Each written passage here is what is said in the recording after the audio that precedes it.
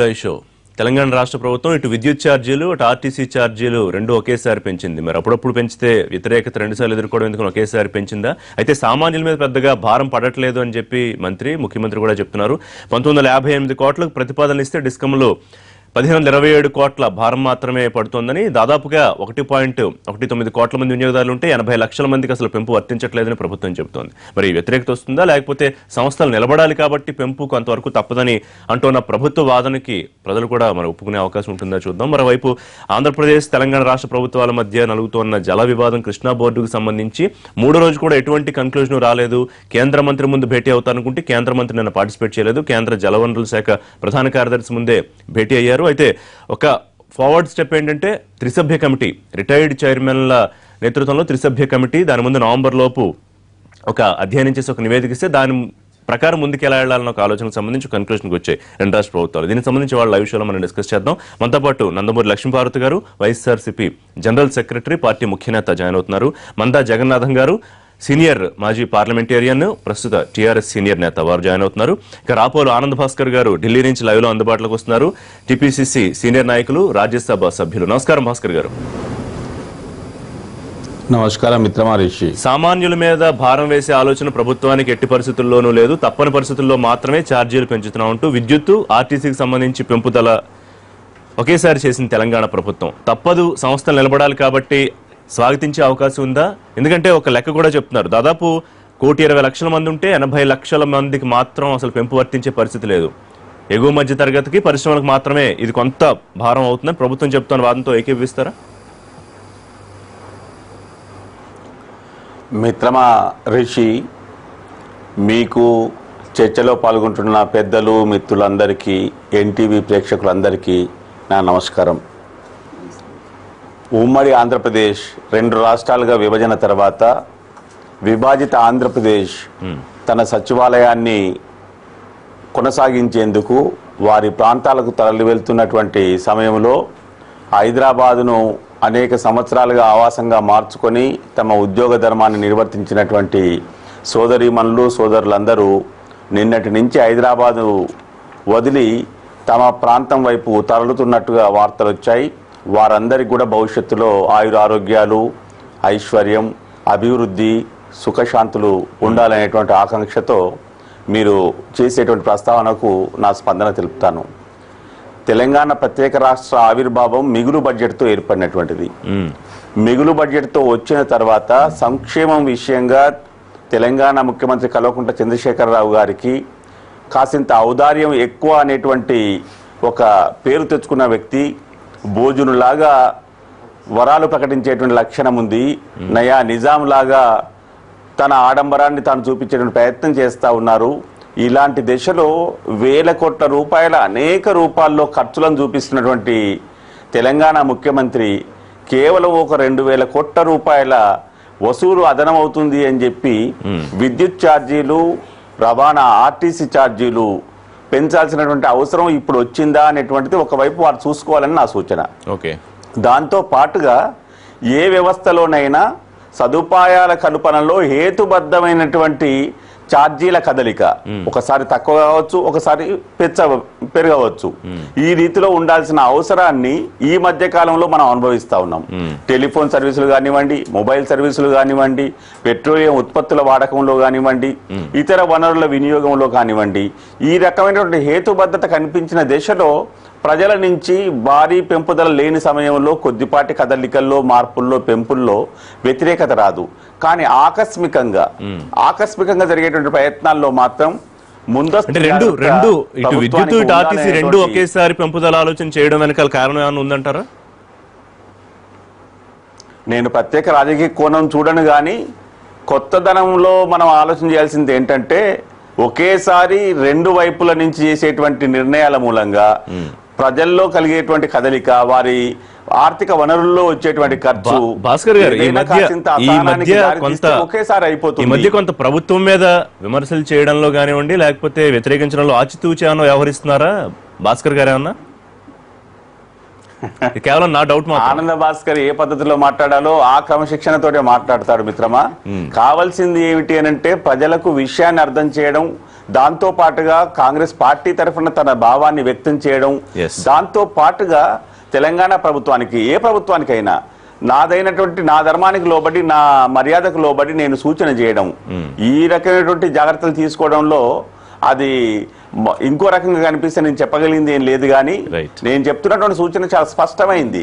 ముందు ఎన్నో రకాల వరాలు వడ్డించేటువంటి తెలంగాణ భోజనం లాంటి వ్యక్తికి ఇదో పెద్ద భారమైంది కాదు, కొంచెం ఆగొచ్చు కదా అని చెప్పి మొదట చెప్పాను.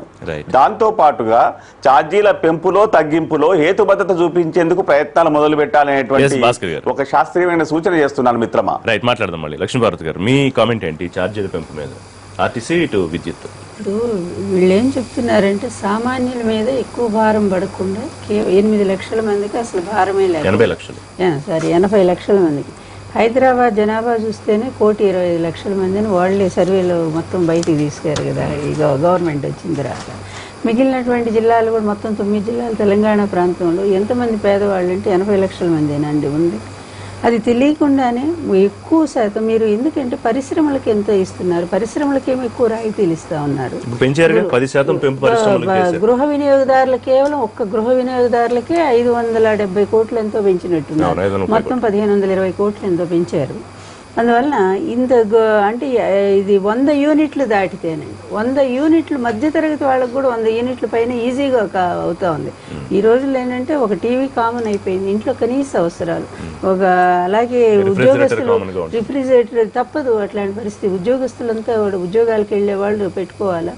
అదేవిధంగా గ్రైండరు, ఇవి 2 ఫ్యాన్లు అనుకున్న పోనీ ఏసీలు మినిమం గా కూడా 100 యూనిట్లు దాటుతా ఉంది. 120 అంటే 120 యూనిట్లు వచ్చినా కూడా వాళ్ళకి మళ్ళీ రేటు 7 రూపాయలు యూనిట్ చొప్పున ఎక్స్ట్రా పడిపోతానే ఉంటుంది కదా.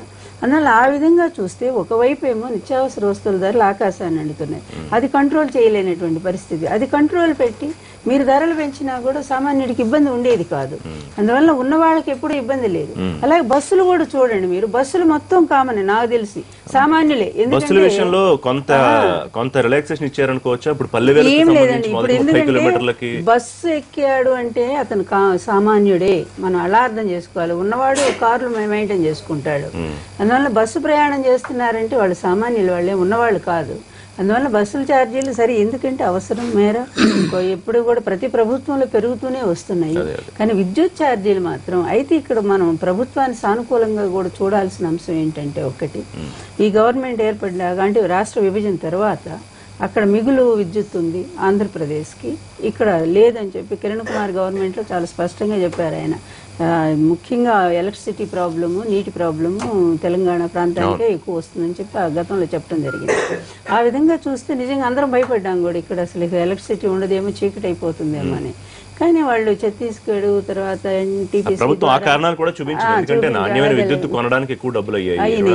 అదే నేను అనేది. ఇప్పుడు విమర్శ అంటే ఊరికి గుడ్డిగా విమర్శ చేయకుండా మనం పరిస్థితులను కూడా అర్థం చేసుకొని చూడాల్సినటువంటి అవసరం ఉంది.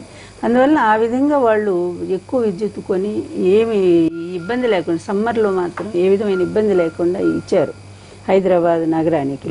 అయితే ఈ రోజు సడన్ గా ఒక్కసారిగా డిస్కమ్ చెప్పారు కనుక పెంచుతున్నామని చెప్పారు. కానీ మాకు తెలిసి ఇప్పటికే పరోక్షంగా విద్యుత్ ఛార్జీలు పెరుగుతూ వస్తా ఉన్నాయి. దీని మీద గవర్నమెంట్ ఓపెన్ గా అవ్వటం లేదు, నోటిఫికేషన్ లేకుండా. ఎందుకంటే నేను కూడా అందులో బాధితురాల్లో దాన్ని గనక. అందువల్ల తెలియకుండానే మేము అన్ని కూడా ఎల్ఈడి బల్బులే పెట్టుకున్నాము, అయినా కూడా బిల్లు తడిసి మోపిడవుతా ఉన్నాయి. అంటే మేము అనుకున్నాం పరోక్షంగా ఏదో జరుగుతా ఉంది. మీటర్లు కూడా వీళ్ళు చెప్పినటువంటి మీటర్లే మేము బిగించుకున్నాము. అందువల్ల అవి ఎలా తిరుగుతున్నాయి మాకు అర్థం కాదు. పాక్షికంగానే వెల్కమ్ చేయటం అంటే తప్పదు. ఏ ప్రభుత్వానికైనా ధరలు పెంచక తప్పదు. కానీ సామాన్యుడిని మినహాయింపు అనే మాట మాత్రం అందులో అబద్ధం అనిపిస్తా ఉంది నాకైతే. సామాన్యుడు 80 లక్షల మంది అనేది కాదు, సామాన్యులే ఎక్కువ మంది ఉన్నారు. 51% మొన్ననే కదా వీళ్ళు ఇది సర్వే, కేంద్ర సర్వే వాళ్ళు కూడా ఇచ్చారు. మొత్తము భారతదేశ జనాభాలో 51% కనీసం ఇళ్లు లేవు. తర్వాత వాళ్ళకి నెల జీతం 5,000 లోపలే ఉంటా ఉన్నాయి వాళ్ళ ఆదాయం కూడా. అందువల్ల ఈ విధంగా చూస్తే ఈ రోజు వాళ్ళకు కూడా నష్టం జరుగుతుందనే విషయం. అడుగుతున్న ప్రశ్నలు ఏంటంటే, మీరు నిన్న వినే ఉంటారు, ఎలాంటి పన్నులు ఛార్జీలు పెంచబోము మా పాలనలో అని మేనిఫెస్టోలో పెట్టారు. మరి దాన్ని ఇప్పుడు తప్పుతున్నారా ముఖ్యమంత్రి? ప్రజాద్రోహం కాదా? ప్రజాస్వామ్య వ్యవస్థలో పనిచేస్తున్న విషయం ముఖ్యమంత్రి మర్చిపోయారా?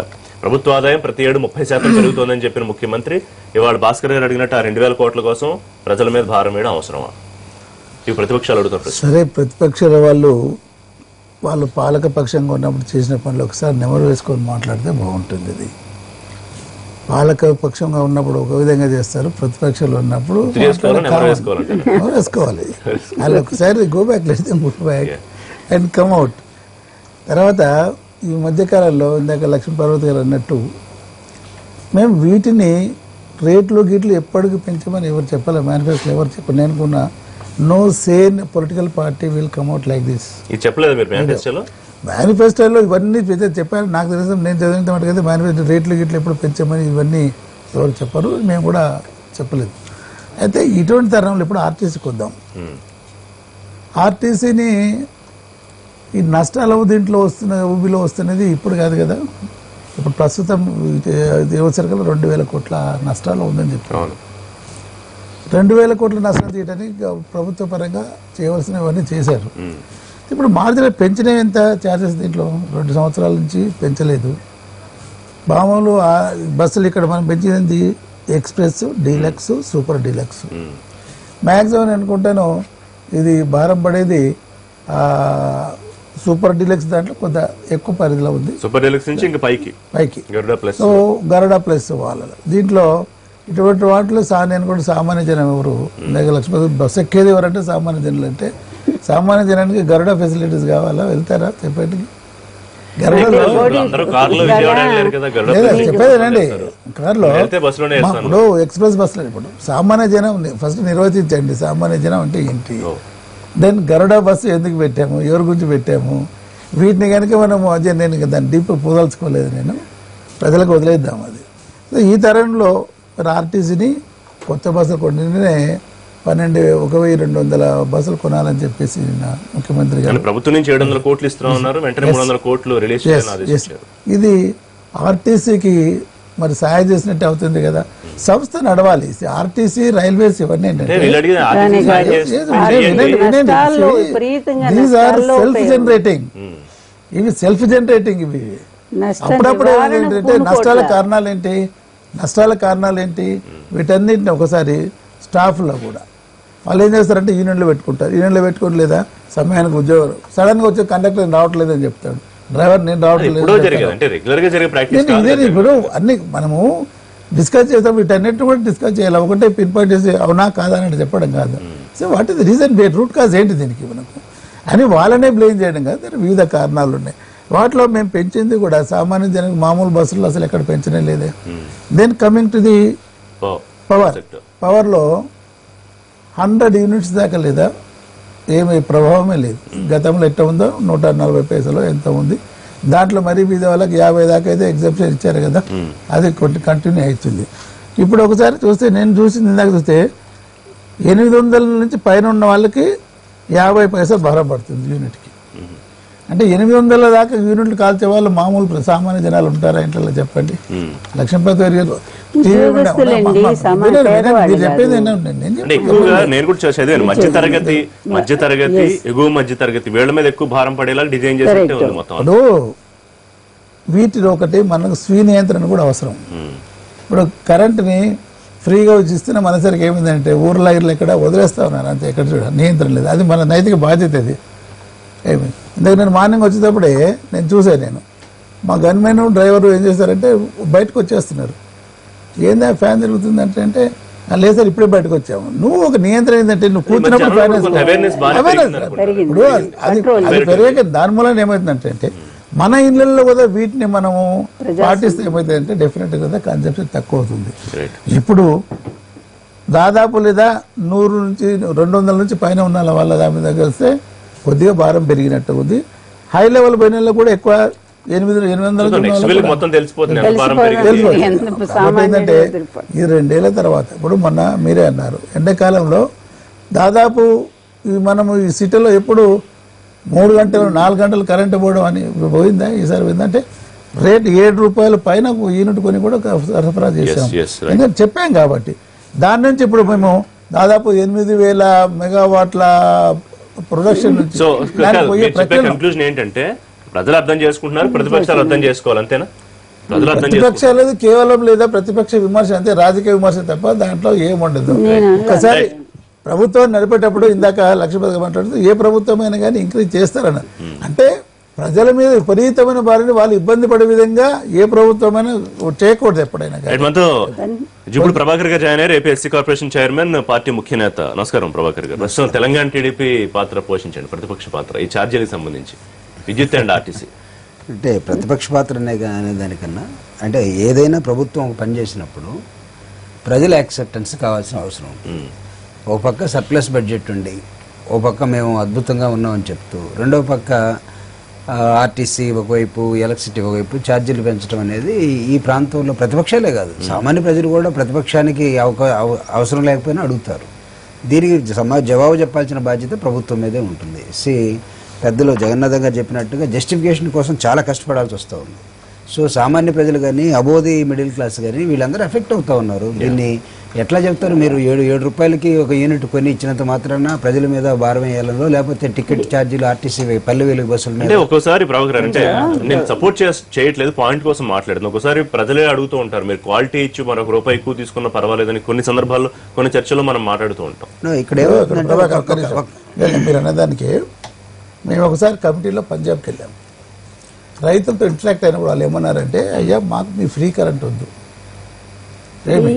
మాకు లేదా సరిగా సప్లై చేయండి, మాకు ఏంటంటే ఒక నిర్దిష్ట పద్ధతిలో కరెంట్ మాకు మీరేం ఫ్రీ ఎక్కర్లేదు, మాకు మీరు కరెంట్ సరిగిస్తే నాణ్యమైనది టయానికి ఇవ్వండి. సో ఆ విధమైన ఆలోచన సార్. ఇప్పుడు సర్ప్లస్ బడ్జెట్, సర్ప్లస్ బడ్జెట్ అంటే దాని అర్థమైంది అసలు ఒక పక్క అవసరాలు పెరుగుతూ ఉన్నాయి. ఇక్కడ రాష్ట్రాల్లో నిర్మాణాలు చేసుకోవాలి, తర్వాత వెల్ఫేర్ మెజర్స్, డెవలప్మెంట్ మెజర్స్, సరే వాళ్ళకే ఆయనకు అడిషన్ ఇది ఎప్పుడు కూడా సర్ప్లస్ బడ్జెట్ అన్నందుకు నేను చెప్తా ఉన్నాను. మనం ఎప్పుడు కూడా గవర్నమెంట్ ని మన యాంగిల్ మార్చే చూసుకుంటే మనం చెప్పలేము. కానీ గవర్నమెంట్ ఏంటంటే ఇది వెల్ఫేర్ చూడాల్సినటువంటి బాధ్యత ఉంటుంది. మీరు ఒకవైపు ఇండస్ట్రియలిస్ట్ని లేకపోతే ఉన్నతమైనటువంటి పదవుల్లో ఉన్నటువంటి వాళ్ళని వాళ్ళకు కొన్ని ఛార్జీలు ఇస్తూ మీరు మెజారిటీ ప్రజలు ఎవరున్నారో వాళ్ళ పక్షాన ప్రభుత్వం నిలబడాలి. అంటే ఇప్పుడు మీరు అంటుంటే ఇప్పుడు పరిశ్రమలో 10% పెంపు అనేది పరోక్షంగా వినియోగదారుల మీద కూడా పడే అవకాశం ఉంటుందా? అంటే ఆ పెంపుని వీళ్ళు ఉత్పత్తుల్లో ఇక్కడ అంటే అందుకే పాలకుడికి ఎప్పుడు కూడా వెల్ఫేర్ స్టేట్ ఆఫ్ మైండ్ ఉండాలి. మేము ఇది బిజినెస్ లాగానే చేసుకుంటాం. మేము కమిటీలోకి వెళ్ళినప్పుడు రైతులు అడిగారు, మీరు పెంచుకుంటే పెంచుకున్నారు, మాకు క్వాలిటీ ఇవ్వండి అని. Quality everybody will ask. ఒక్క నిమిషం, క్వాలిటీ అడిగినంత మాత్రాన ఇట్ డజంట్ మీన్ దట్ ఇప్పుడు ఆర్టీసీ నష్టాల్లో ఉంది. What is the reason? Conductor duty కాదు, లేదా డ్రైవర్ కాదు, మీ మేనేజ్మెంట్ లో లోపాలు ఉన్నాయి. ఈ రోజు నేను అడుగుతా ఉన్నా, ఆంధ్రప్రదేశ్లో even combined Andhra Pradesh or divided ఆంధ్రప్రదేశ్లో ఆంధ్రప్రదేశ్ ఆర్టీసీ నష్టాల్లో పోవాల్సిన అవసరం is it not the fault of the management? నేను అడుగుతున్నాను.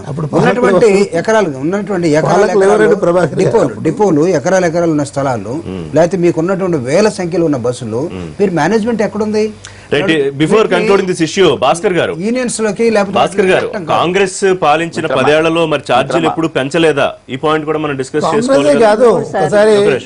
కాంగ్రెస్ కాదు ప్రభాకర్ గారు, ఒక్క నిమిషం, కాంగ్రెస్ కాదు, టీడీపీలో మేము కూడా ఉన్నాము. అప్పుడు పెరగలేదా? అసలు లేవు. అప్పుడు ప్రభాకర్ పాలకులు మేనేజ్మెంట్ అంటే లేదా పాలకులు మేనేజ్మెంట్ అంటే మన పక్కన ఆంధ్రప్రదేశ్ రాష్ట్రం ఏం జరుగుతా ఉంది? ప్రభాకర్ గారు, మన పక్కన ఆంధ్రప్రదేశ్ రాష్ట్రం ఏం జరుగుతా ఉంది? పెంపు ఇప్పుడు ఈ పెంపుతో సమానం అనుకోండి నేను కోట్ చేశారు మంత్రి మాట్లాడుతూ. భాస్కర్ గారు కొంచెం బ్రీఫ్ గా విషయం చెప్తే నెక్స్ట్ ఇష్యూకి వెళ్దాం. ఇంకో అంశానికి వెళ్దురుగాక పెద్దలు మంద జగన్నాథం గారు, నా సోదరులు జూపుడి ప్రభాకర్ రావు గారు ఇద్దరు కూడా అధికారంలో ఉన్న వాళ్ళే. నిన్న మొన్నటి దాకా ఉమ్మడి ఆంధ్రప్రదేశ్ లో అధికార పక్షంలో ఉన్నవారే. వారికి కూడా భాగస్వామ్యం ఉంది అందులో, పెంపులో గాని తగ్గింపులో గాని. కానీ ఉమ్మడి ఆంధ్రప్రదేశ్ వ్యవహారాల ఆధారంగా చేసుకొని తాజా పరిస్థితుల సమీక్షకు ఆస్కారం లేని పరిస్థితి అనేది వాస్తవాన్ని గుర్తెరుగుదాం. ఏది ఏమైనా హేతుబద్ధత లోపించినప్పుడు మాత్రం ప్రజలు స్వీకరించరు. దాన్ని దయచేసి ప్రభుత్వం, పాలకులు పరిగణలో తీసుకోవాలనేది నా సూచన. రైట్.